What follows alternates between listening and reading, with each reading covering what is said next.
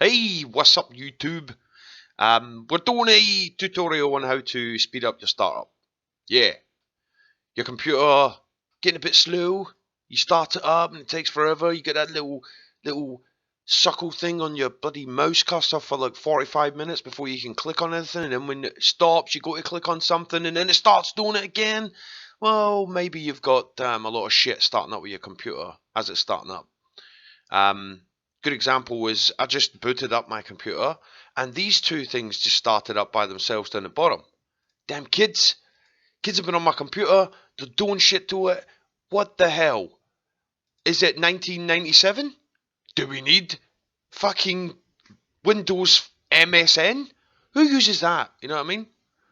There's probably like 45 people on the planet that still use that shit. So why the hell that's starting up, I've no idea. But that started when my computer started. I didn't click on it. And that is the problem with a lot of PCs. As you get a PC, it's nice and clean. You get a brand new PC, nothing. It's nice and smooth. But after a while, you've got people on it, kids. I don't know, like my missus doesn't know what the fuck she's doing. And then all of a sudden, you go to start up your computer and it takes 45 fucking minutes to load up. So let's go through how to get rid of these things from the startup. So yeah, I want Spotify to fucking open. I'll click it. I don't want it to open by itself, which is what it's doing. That started by itself. Let's go. Let's not waste any more time. Let's have a look. Two ways to do it. On the Windows 7 version, you can just click in the start menu, bam, and it will bring up obviously the start menu that comes up like this, the old school way. Obviously, I'm running Windows 8, but so you get that start menu up, you get your search bar that comes up, run about there. What you want to type in there, and I'll type it in here, is msconfig. msconfig, which is Microsoft configuration. We'll smack the enter button there. It will bring up a little menu thing, and I've already got it on selective startup. But if you've never done this before, it probably will be on normal startup. But you want to tick selective, make sure you load system services and startup times. Then we're going to go across to services, and we can go through and maybe get rid of some services to start with. You might not want to touch these, it's up to you. These are just sort of like updaters and all sorts of crap. Like I don't want this wild tangent thing, so I'll get rid of the wild tangents. Well, one of them stopped anyway, so we'll get rid of them quickly. Bitcomet, we'll keep that running. Let's have a look. Obviously, I tick hide all Microsoft services because most of them are quite. It's like your Windows Updater and all that. You don't want to get rid of that. I'm going to get rid of this. Do you know why? Because it says unknown. I'm going to get rid of this because it says unknown. Why? Why the fuck would I keep something that's unknown? At least these manufacturers like Nvidia and EA, they tell you it's from them. If it's unknown, then that's sus. Let's get rid of FreeMaker Improver. That's really suspicious. Like, so any unknown, I will untick because I don't like the sound of that. Like, why can't you tell me who you are and what you're doing on my fucking computer? So we've done them. So let's go to startup. Oh, on Windows 8, it's a little bit different. On Windows 7, if you were to click on this tab, you would have the startup menu there, the startup items. It's a little bit different, but on this, it makes you open up Task Manager. So we're going to do that right now. So we're going to, we'll quickly apply the service changes we just made. Then we'll go up to Task Manager. Then it opens up this, and it will tell me these are my startup. These are everything that's starting up, and you can see that fucking Spotify is there, and what else is there? Oh look, it's 1997's Windows Live Messenger. Why the fuck? And it's a high startup impact. So as the computer's starting up, that takes up a bit of impact. A fair bit. A high bit. So we'll get rid of that in a sec. If you look over on the top right here, that's got a last BIOS time, which is sort of like boot up time from BIOS. So we're going to do this quickly, go through these, get rid of what we don't want, and then we're going to restart the computer, we're going to check out if that's made any impact. It might not. It might not. This computer's fairly new. As you can see, there's not a lot of fucking shit starting up here. So you might find you've got fucking you have to scroll down. If you need to scroll down, then you got a lot of shit going on. But as I said, this computer is quite new, so there's not a lot on here. So it might not make that much of an impact. But the first thing we're going to do is disable that from the 90s. And then we're going to disable Spotify to start up. And we're going to disable Spotify Web Helper, sorry.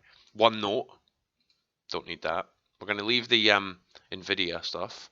Daemon Tools, we don't need that to start up until we want it to. And I think that's it for now. I think we'll just leave the rest. Or not, we'll get rid of Adobe Reader.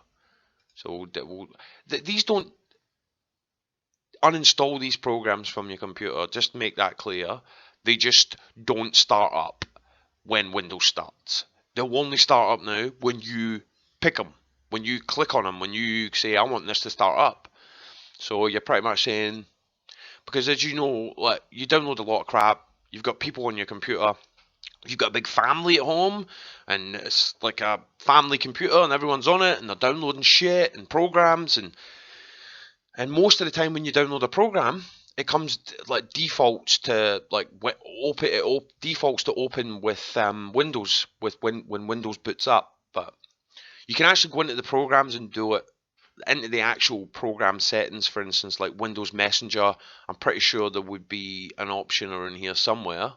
I don't know if it's going to make me sign in first or some shit, but no. But yeah, let's just so let's close that off. So that's all done there. So that's all disabled. So we'll close that off. Okay, and we'll OK that. And it says you may need to restart your computer to apply these changes.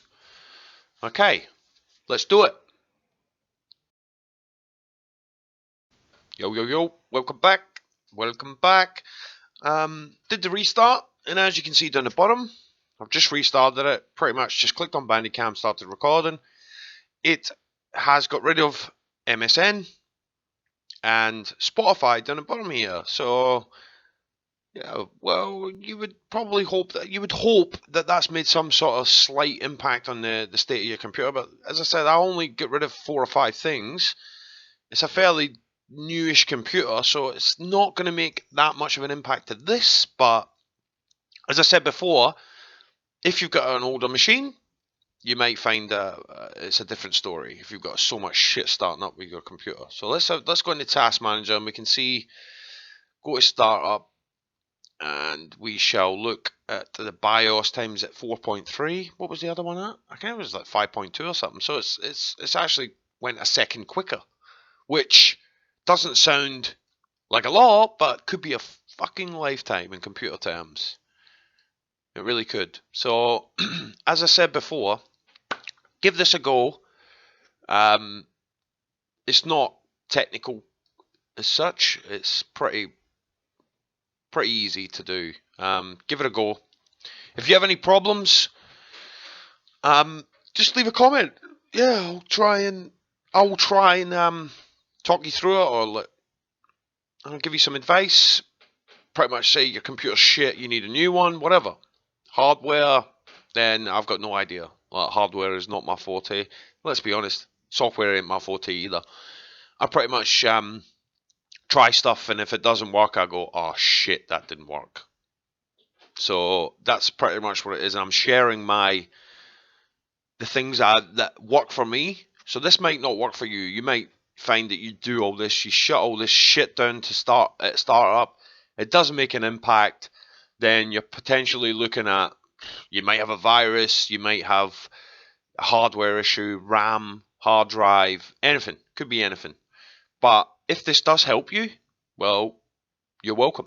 Hopefully it does help. I've gave this advice to a few people, like friends, and it helps them. They've given me their computer, and the first thing I do when someone says, "Oh, my computer's shit, can you have a look at it?" Like, blah blah blah. And I'm not a computer expert. Far from it. Far from it. I am a computer. What's before a novice? I don't know. Like, I don't know. But it's trial and error. It's just like, the one thing I say about certain programs, I like mucking around with Photoshop, unfortunately, there's no undo button in what I just did. But like Photoshop and stuff like that, Photoshop and PowerPoint, all sorts of shit. When you're dicking around, play around with things. Well, I had no idea. I have no idea half the time when I get a new program what to do. I just open it up and I play around with it. I click on this. Oh, what's this do? Oh, fuck. It does that. Wicked. Oh, what's this do? Oh, fuck. It does that. Shit. Undo. The undo button is your best friend. So I've always said that. So it's trial and error. And as I say, I just try stuff. If it doesn't work, it doesn't work. But I'm pretty sure that this should help. Hey, if I can help 3 people, 4 people, one person, if this helps one person in the world, I will have done my job. I will have fulfilled my destiny to help one person on the planet. So if it does help you, you're that one person. Hit the like button.